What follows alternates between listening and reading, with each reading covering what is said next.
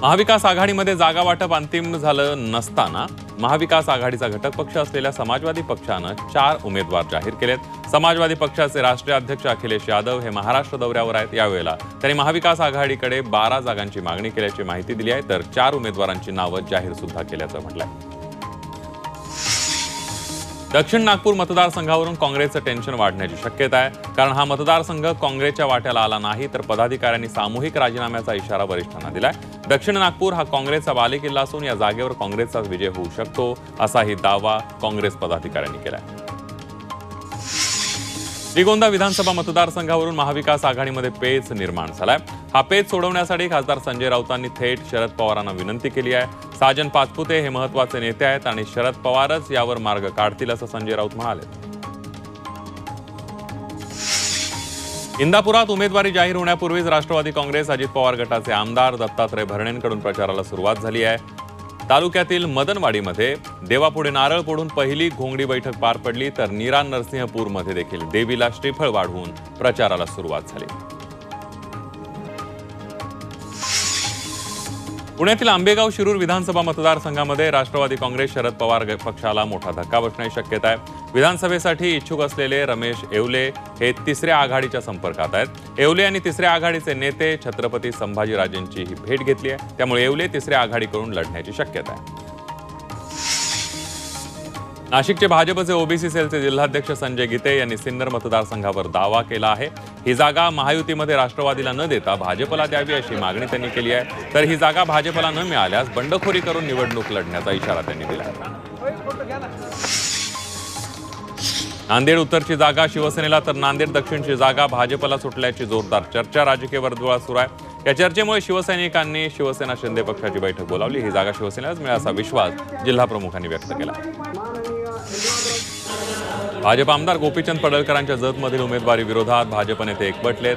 भूमिपुत्राला उमेदवारी अशी भूमिका घेत पडळकरांविरोधात भाजप नेत्यांनी थेट मुंबईमध्ये धडक दिली आहे। फडणवीसांना भेटून पडळकरांना उमेदवारी दिल्यास बंडखोरी करू असा निर्वाणीचा इशारा देण्यात आला आहे। वर्धा विधानसभेच्या उमेदवारीवरून भाजपमध्ये रस्सीखेच सुरू झाली आहे, त्यामुळे उमेदवारी कुणाला मिळणार याकडे लक्ष लागलंय। माजी खासदार सुरेश वाघमारे यांनी उमेदवारीसाठी दावा केलाय। त्यांनी दिल्लीवारी करीत वरिष्ठांना साकडं घातल्यानं सुरेश वाघमारे यांच्या नावाची जोरदार चर्चा सुरू आहे। माळशिरसमधून उमेदवारीसाठी भाजपमध्ये अंतर्गत धुसफूस सुरू आहे। आयात उमेदवारांऐवजी स्थानिक पदाधिकाऱ्याला संधी देण्याची मागणी करण्यात आली आहे। धनगर समाजाचे किशोर सूळ यांना उमेदवारी देण्याची मागणी केली जाते आहे। आता भाजप कुणाला उमेदवारी देणार याकडे सर्वांचं लक्ष लागलंय।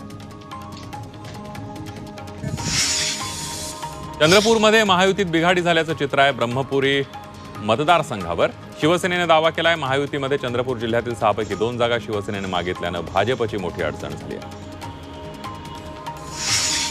वायनाड लोकसभा मतदारसंघातून प्रियंका गांधी 23 ऑक्टोबरला उमेदवारी अर्ज दाखल करणार आहेत। राहुल गांधींच्या राजीनाम्यामुळे वायनाड लोकसभेची जागा रिक्त झाल्यानं निवडणूक होणार आहे।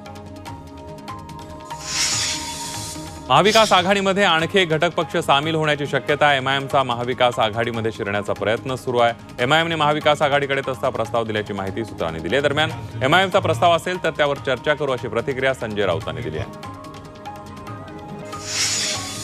राष्ट्रवादी काँग्रेस शरद पवार पक्षाच्या महिला प्रदेशाध्यक्ष रोहिणी खडसे यांनी निवडणूक लढण्याची इच्छा व्यक्त केली आहे। जळगावातील मुक्ताईनगर विधानसभा मतदारसंघातून रोहिणी खडसे या निवडणूक लढण्यास इच्छुक आहेत, असं यावेळेला रोहिणी खडसे यांनी स्पष्ट केलं आहे। सोलापूर दक्षिण मतदारसंघामध्ये भाजपच्या विद्यमान आमदाराविरोधात भाजपच्याच पदाधिकाऱ्यांनी दंड ठोपटलेत। भाजपचे आमदार सुभाष देशमुखांच्या नावाला आता भाजपमधून विरोध होताना दिसतोय। सोलापूर जिल्हा भाजप उपाध्यक्ष मनसिद्ध मुंगैन यांनी विद्यमान आमदारांना तिकीट दिल्यास अपक्ष रिंगणात उतरण्याचा इशारा दिला। कल्याण पूर्वमधून महाविकास आघाडीमध्ये बिघाडी होण्याची शक्यता आहे, कारण शिवसेना उद्धव बाळासाहेब ठाकरे पक्षापाठोपाठ आता काँग्रेसने या जागेवर दावा केलाय। उद्धव ठाकरेंचा पक्ष आग्रही असला तरी त्यांच्याकडे सक्षम उमेदवार नसल्यानं काँग्रेस पदाधिकारी नवीन सिंग यांनी म्हटलेलं आहे। कोल्हापूर जिल्हा काँग्रेस कमिटी कार्यालयामध्ये काँग्रेस इच्छुकांच्या मुलाखती झाल्या। अनेक आमदारांनी मुलाखतीसाठी उपस्थिती दर्शवली। यामध्ये कोल्हापूर उत्तर विधानसभा मतदारसंघाचे आमदार जयश्री जाधव, हातकणंगलेचे आमदार राजू आवळे यांच्यासह अनेक इच्छुक उपस्थित होते। काँग्रेस निरीक्षक खासदार शिवाजीराव काळगे हे मुलाखती घेत आहेत। अकोल्यातील मूर्तिजापूर मतदारसंघामध्ये भाजपमधील अंतर्गत वाद विकोपाला गेला। विद्यमान आमदार हरीश पिंपळे यांना भाजपच्या कार्यकर्त्यांकडून विरोध होतोय। हरीश पिंपळे यांना उमेदवारी न देता पक्षाने नवा उमेदवार द्यावा अशी मागणी कार्यकर्त्यांनी केली आहे। परभणीतील जिंतूर विधानसभेच्या भाजपच्या आमदार मेघना बोर्डीकर यांना मोठा धक्का बसलाय। आमदार मेघना बोर्डीकरांचे कट्टर समर्थक भाजपचे चालुकाध्यक्ष विनोद राठोड यांनी राष्ट्रवादी काँग्रेस शरदचंद्र पवार पक्षात प्रवेश केलाय। भाजप विरोधात धारावी आणि अदानी या विषयावर फेक नरेटिव्ह पसरवण्याचे प्रयत्न आदित्य ठाकरे करतायत अशी टीका भाजपचे मुंबई अध्यक्ष आशिष शेलार यांनी केली आहे। हिम्मत असेल तर आदित्य ठाकरेंना चर्चेला या असं आव्हान शेलार यांनी दिलंय। महागाईच्या मुद्द्यावरून राष्ट्रवादी शरद पवार पक्षाच्या खासदार सुप्रिया सुळे यांनी राज्य सरकारवर निशाणा साधलाय। जाहिरातबाजी आणि कार्यक्रमांसाठी जनतेच्या कराचा पैसा वापरल्याचा आरोप सुप्रिया सुळे यांनी केलाय। मनोज जरांगे पाटलांनी पुन्हा एकदा फडणवीसांवर टीका केली आहे। फडणवीसांनी मराठ्यांच्या हातातोंडाशी आलेला घास घालवला, त्यामुळे त्यांना खुर्चीवर बसूच देणार नाही असा निर्धार मनोज जरांगे पाटलांनी बोलून दाखवलाय। तर आगामी विधानसभा निवडणूक लढवायची की नाही याचा निर्णय उद्या बैठकीमध्ये घेणार असल्याचं जरांगे पाटील म्हणाले। भाजप नेते परिणय फुकेंनी मनोज जरांगे पाटलांवर निशाणा साधलाय। जरांगेंचं डोकं फिरलंय, त्यांना मराठ्यांना आरक्षण द्यायचं नाही असा हल्लाबोल परिणय फुकेंनी केलाय। ते सुपारी घेऊन देवेंद्र फडणवीसांवर टीका करत असल्याचा आरोप फुकेंनी केलाय। संभाजीनगरचे भाजप प्रदेश सरचिटणीस संजय केणेकर यांच्या कार्यालयाची तोडफोड मराठा बांधवांनी करण्याचा प्रयत्न केलाय। संजय केणेकर यांनी जरांगेंबाबत अपशब्द वापरल्यानं त्यांच्या कार्यालयाची तोडफोड करण्याचा प्रयत्न करण्यात आला।